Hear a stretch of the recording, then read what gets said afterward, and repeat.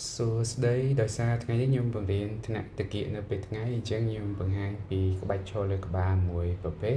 ដែលយើងឈរជាមួយនឹងខ្សែនេះគឺសម្រាប់អ្នកដែលគាត់មានបញ្ហាក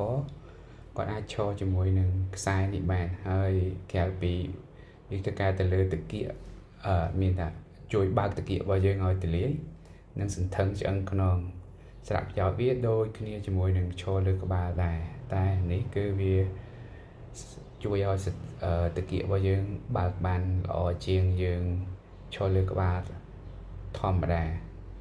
អញ្ចឹងខ្ញុំមានតែប៉ុណ្្នឹងទេអញ្ចឹងសូមអញ្ជើញមើលទៅហើយរបៀបរៀបចំគឺយើងត្រូវការភួយ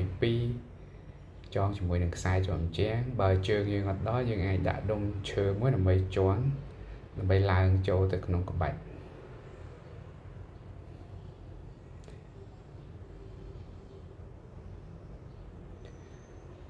អញ្ចឹងដើម្បីធ្វើការទៅលើតាគៀកយើងត្រូវបើកជើងរបស់យើងចេញយើងអាចបើកធំប៉ុណ្ណាក៏បានតែយើងអាចបើកទៅបានសម្រាប់ដៃរបស់យើងគឺយើងលាចេញខាងដើម្បីសកត់វាចុះក្រោមករបស់យើងសម្រាប់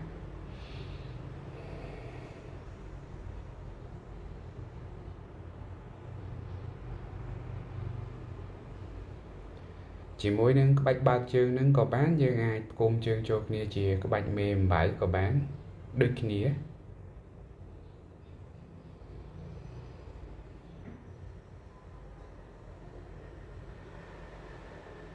ហើយពេលយើងចេញទៅវិញយើងអាច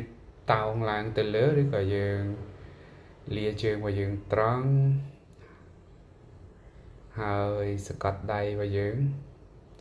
បន្ទាប់មកយើងអាចឈរចេញពីក្បាច់ដូចជាយើងធ្វើឈរលើដៃអញ្ចឹងហើយចាំទម្លាក់ជើងចុះមកមួយពេលទម្លាក់ជើងចុះមកដល់ក្រោមហើយយើងដកដង្ហើមចូលយឺតៗលើកខ្លួនរបស់យើងឡើងសម្រាប់ថ្ងាសនៅលើជញ្ជាំងអូខេអញ្ចឹងក្បាច់បើកតាគៀកនៅក្នុងការឈរលើក្បាលជាមួយនឹងខ្សែឬក៏យើងប្រើខ្សែដើម្បីហាត់បើកតាគៀកគឺមានតែប៉ុណ្្នឹងទេអរគុណច្រើនជួបគ្នានៅក្នុងថ្នាក់